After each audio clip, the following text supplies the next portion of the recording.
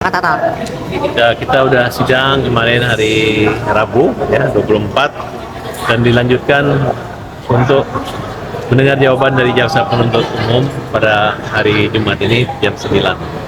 Saya senang sekali karena mendapat sambutan hangat dari masyarakat kota Cirebon dan udah kayak menang pilkada ya, karena mereka menyambut dan sangat berharap dapat kita merehab dan memulihkan kembali nama baik Saka dan membebaskan Saka Tatal dari hukuman abadinya, dan berharap dari dampak dari PK ini bisa membebaskan juga seluruh terpidana yang dihukum seumur hidup di masing-masing lapas.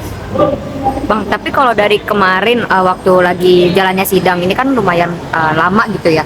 Menurut Abang sendiri dari PK-nya nanti akan seperti apa Bang, dari respon JPU? Menurut analisa Abang? Ya, menurut saya JPU akan kesulitan untuk membahas atau menjawab karena Jaksa Agung sekarang itu Jaksa Agungnya orangnya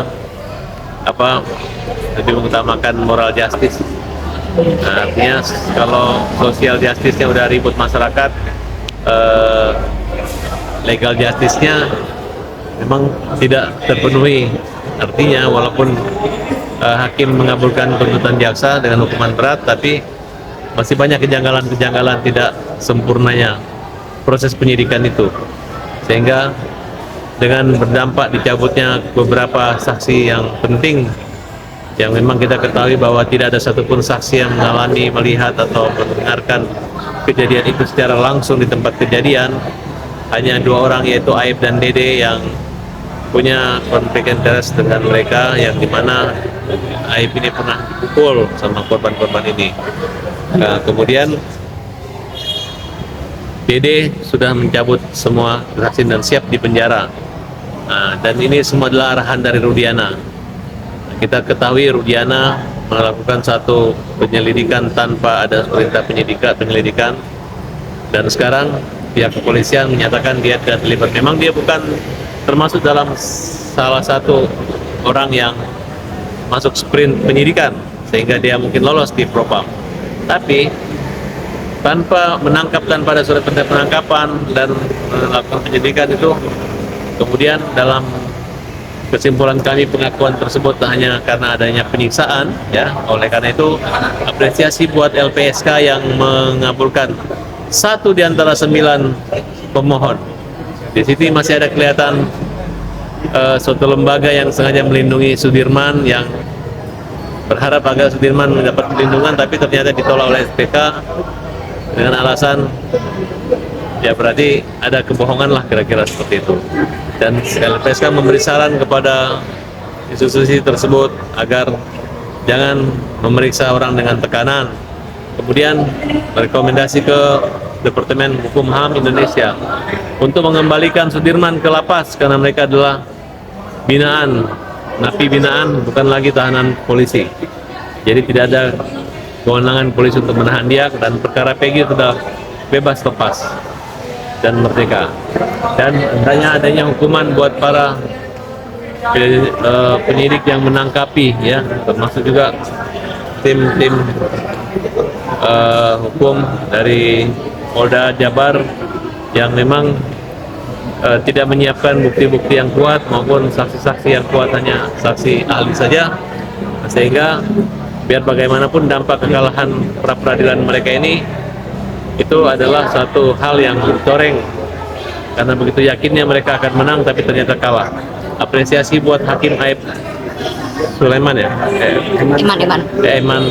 Eman Sulaiman, yang berani bebaskan Peggy, karena saya yakin dia membaca putus nomor 34 dan nomor 16, di mana walaupun perkara dilanjutkan, Peggy tetap susah jaksa akan mempedo satunya karena sperma.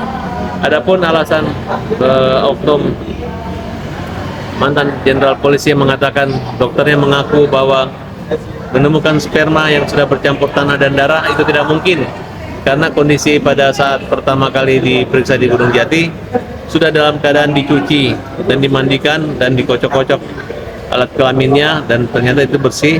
kemudian dikain kapanin. Tidak mungkin darahnya itu keluar pada saat orang sudah mati dan bersatu dengan tanah. Berarti ada kebohongan yang dilakukan oleh dokter pada saat otopsi tersebut. Nah, ini kita akan laporkan air yang bergabung dengan tanah apa dasarnya, karena pengakuan dokter ini atau keterangan ahli kedokteran ini yang membuat gaduh sehingga orang-orang ini dihukum dengan pemerkosaan. Harusnya hakimnya juga nggak profesional karena ya terpengaruh dengan BAP. Walaupun sudah dicabut semua, tetap aja yakin bahwa mereka adalah memperkosa dan membunuh.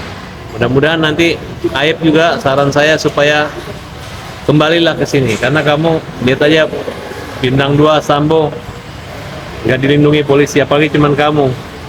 Kamu ini adalah rumput duri-duri buat Polri. Jadi kalau kamu nggak mau di penjara lama, kamu sini aja baik-baik. Kita yang memintakan kamu ke LPSK untuk minta perlindungan. Jadi kalau kamu tetap ngotot, dan juga buat teman-teman yang pengacara-pengacara, sahabat-sahabat kita, udahlah, sadar diri aja lah. Kalau sudah KO, tidak usah lagi tetap rapat, kemudian membuat statement yang sama isinya. Intinya tetap mengancam, menakuti si Dede. Oke. Bang, dengan kemunculannya Dede berarti jelas ya mengeringankan Saka dan pasti akan diterima Dede, menurut Abang? Ya pastilah, karena putusan PK, putusan pra peradilan, pencabutan Dede, pencabutan Liga Akbar, itu kan telah merubah kronologis peristiwa pidana pembunuhan pemerkosaan tersebut. Jadi semua fiktif. Jadi tidak ada, selama ini peran pembunuh itu dilemparkan kepada DPO, ternyata DPO sekarang 2 fiktif karena pernyataan polisi bahwa 2 fiktif dan 1 PG sudah bebas, lepas dan merdeka. Om, flashback sedikit perjalanan upaya PK ini sejak Om terjun langsung hambatan dan Gak sampai 1 bulan saya mendampingi mereka dan sudah saya siapkan gitu. Dan saya sangat serius sekali ya. Saya nggak mau perkara ini berlama-lama, berlarut-larut. Dan inilah hasil kerja kami dan bisa sidang dan membuat Ibu Titin terharu. Dan dia seperti datang lagi ke persidangan dulu, dan waktu dulu dia dihujat, sekarang dia dilulukan. Dan saya terima kasih pada teman-teman yang mau datang kena sinar matahari, dan menyarankan kepada Pengadilan Negeri Cirebon jangan terlalu kaku untuk menolak semua tamu, karena namanya sidang pengadilan tidak dibatasi untuk masuk. Buat apa banyak polisi tapi orang cuma di luar gitu, karena kami butuh suara keadilan ini didengarkan oleh masyarakat Cirebon. Kecuali ada yang melanggar hukum ditindak, tapi kalau orang mau masuk, pendukung kami jangan dilarang. Itulah resiko gitu. Masa pengadilan harus dibatasi berapa orang penontonnya? Oke?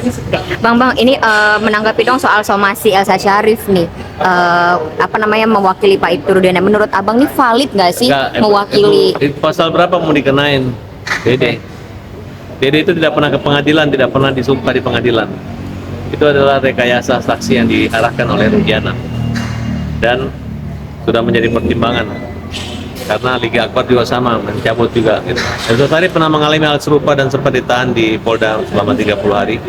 Harusnya menjadikan cermin dari kasusnya dulu, bahwa kemungkinan rekayasa itu terjadi ada, bukan membabi buta untuk membela Rudiana gitu. Karena biar bagaimanapun Anda berada di tempat yang salah, saya menghimbau Elsa Syarif untuk sadar kembali ke jalan yang benar, membela kebenaran. Okay? Artinya nggak valid berarti ya, Bang?